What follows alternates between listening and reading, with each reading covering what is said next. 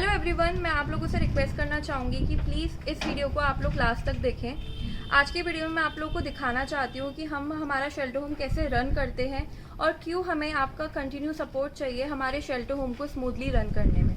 तो जैसा कि ये जो हमारा शेल्टर होम है ये एक रेंटेड प्रॉपर्टी में है।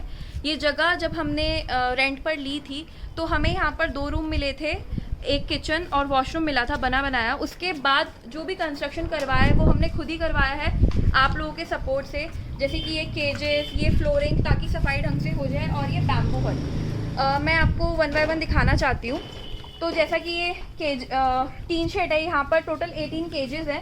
तो इन केजेस में हम उन डॉग्स को रखते हैं जिनको डॉक्टर ने बेड रेस्ट सजेस्ट करा होता है। जैसे कि ये टोजो है, टोजो के दोनों पैरों में रॉड डली हुई है तो इस वजह से इसको हमें केज रेस्ट देना होता है।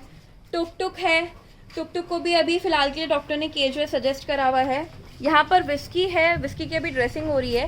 विस्की को भी डॉक्टर ने केज रेस्ट ही सजेस्ट करा हुआ है। इसको भी एक गाड़ी वाला इसके पैर पे गाड़ी चला के चला गया था। यहाँ पर है विन्नी। विन्नी का पैर एम्प्यूट होना है तो वो अपने पैर को अभी ज़्यादा ना घसीटे कि इन्फेक्शन ज़्यादा ना फैले, इस वजह से विन्नी को भी केज में रखना पड़ रहा है। ये है लालू। लालू को भी अभी केज रेस्ट सजेस्ट करा हुआ है। इसके अलावा ये है हमारा भोला, हमारा स्पेशल नीड डॉग। ये अपना यूरिन और स्टूल अपने ऊपर कर देता है तो इस वजह से हमें इसको दिन में 2 से 3 बार हमें इसको साफ़ करना पड़ता है, अच्छे से स्पंज करना पड़ता है। इसकी पूरी सुसु पॉटी हमें साफ़ करना पड़ता है। एंड यहाँ पर हमने 2 कूलर लगा रखे हैं, एक कूलर इधर है, एक कूलर उधर है गर्मियों के लिए। ये भी हमें डोनर्स के द्वारा ही डोनेट करा गया है। इसके अलावा ये है बैम्बू हट। बैम्बू हट में हम उन डॉग्स को रखते हैं जो थोड़े ओल्ड होते हैं और जो दूसरे डॉग से डरते हैं। बाकी अपने आप ही अंदर बाहर ये लोग बैठ जाते हैं। यहाँ पर भी कूलर हम लोगों ने लगा रखा है। तो ये है हमारा बैम्बू हट एंड ये उसके कंपैरेटिवली काफ़ी अच्छा ठंडा भी रहता है। बाकी हमारे पास सैनिटाइजेशन की मशीन है। हमारा शेल्टर होम डेली में एक बार सैनिटाइज होता है पूरा। हम केजेस सैनिटाइज करते हैं क्योंकि जहाँ पे ज़्यादा डॉग्स होते हैं वहाँ पर डिजीज़ होने का ज़्यादा खतरा रहता है, तो इस वजह से सैनिटाइजेशन इज़ मस्ट। अब मैं आप लोगों को मेडिकल रूम दिखाना चाहती हूँ।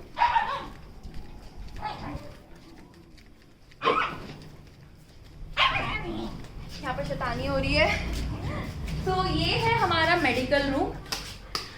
मेडिकल रूम में ये सारी की सारी हमारी मेडिसिन है जो डॉग्स के लिए है, हमने स्टॉक करी हुई है कुछ। इसके अंदर भी मेडिसिन है।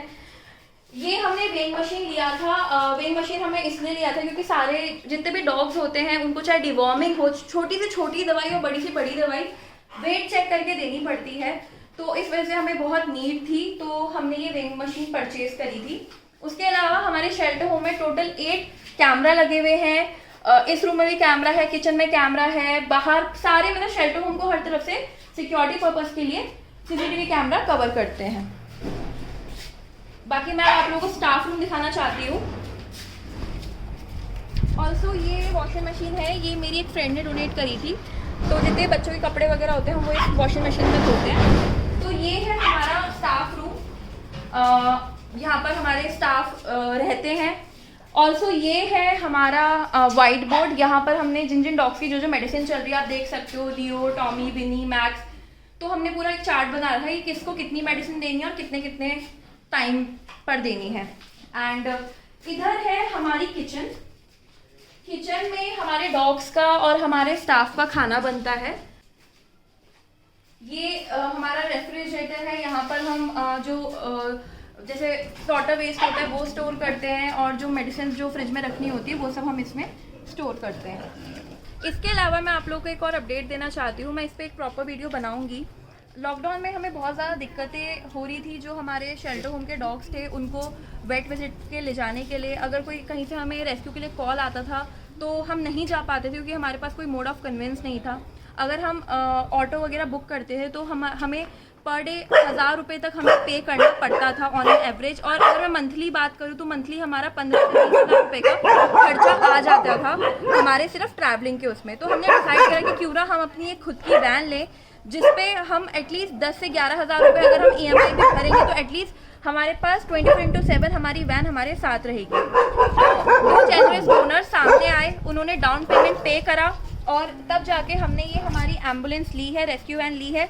अभी हम इसको नहीं चला सकते क्योंकि अभी हमें इस वक्त नंबर नहीं मिल पाया हमारा। तो जैसे ही हमें हमारा नंबर मिलेगा, नंबर प्लेट मिलेगी, हम इसको चलाना स्टार्ट कर सकते हैं। एंड इसके अलावा ये CNG है तो ये एनवायरनमेंट फ्रेंडली भी है और हमारा फ्यूल में भी हमारी कॉस्टिंग काफ़ी बचेगी।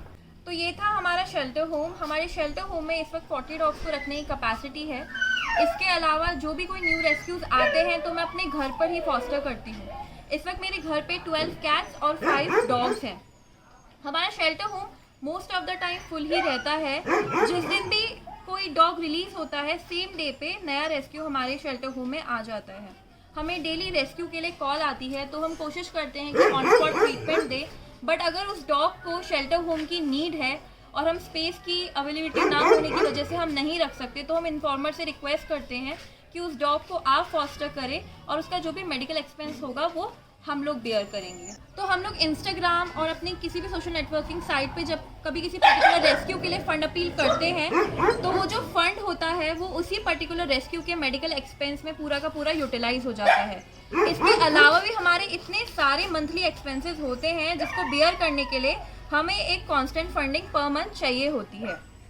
अगर मैं और एक्सपेंसेस की बात करूँ तो एक्सपेंसेस होते हैं जैसे कि कैट और डॉग का फूड बिल।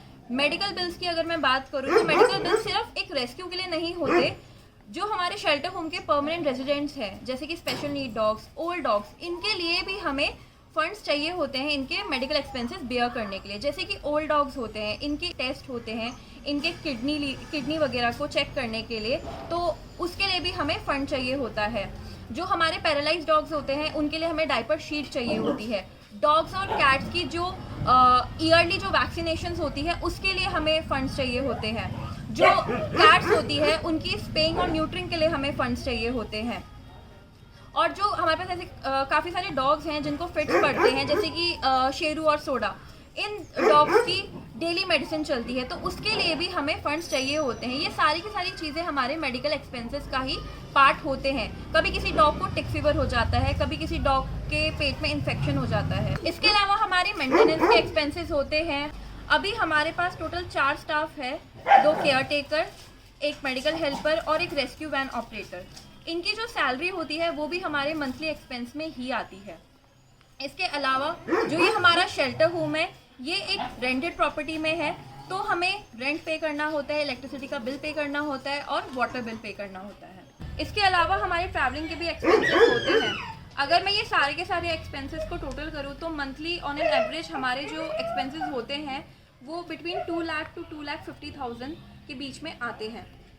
जो एक फिक्स एक डोनेशन अमाउंट हमें आता है वो आता है हमें हमारे वर्चुअल पेरेंट प्रोग्राम से, जो कि है 50,000 रुपीज़। इसके अलावा पिछले 3 महीनों से जो हमारी फंडिंग है वो बिल्कुल ज़ीरो हो चुकी है। तो हमारी मंथली कांस्टेंट फंडिंग के लिए मैं आप लोगों से रिक्वेस्ट करना चाहूँगी कि प्लीज़ हमें सपोर्ट करें। हम लोगों ने एक प्रोग्राम स्टार्ट करा है 100 रुपीज़ पर मंथ का, जिसके लिए हम ऐसे 2000 एनिमल लवर्स ढूंढ रहे हैं जो कि हमें 100 रुपीज़ पर मंथ डोनेट करें और हमारी हेल्प करें एक कांस्टेंट फंडिंग में। तो इस प्रोग्राम में एक अकेले इंसान की पॉकेट से सिर्फ 100 रुपीज़ जाएगा। बट जब 2000 एनिमल लवर्स मिल के 100 रुपीज़ ईच हमें डोनेट करेंगे तो हम उससे ज़्यादा एनिमल की हेल्प कर पाएंगे। आपके द्वारा दिया गया एक 100 रुपीज़ इन एनिमल्स की लाइफ में बहुत इंपॉर्टेंट रोल प्ले करेगा। अगर किसी रीज़न से आप 100 रुपीज़ डोनेट नहीं कर सकते तो मैं आप लोगों से रिक्वेस्ट करूँगी कि प्लीज़ इस वीडियो को ज़्यादा से ज़्यादा शेयर करें और उन लोगों तक पहुँचाएँ जो कि डोनेट कर सकते हैं। और मैं आप लोगों को पर्सनली इन्वाइट करना चाहती हूँ कि प्लीज़ आइए और आके हमारा शेल्टर होम विज़िट करिए और देखिए कि हम अपने शेल्टर होम में क्या क्या एक्टिविटीज़ करते हैं। Please support us. Thank you so much.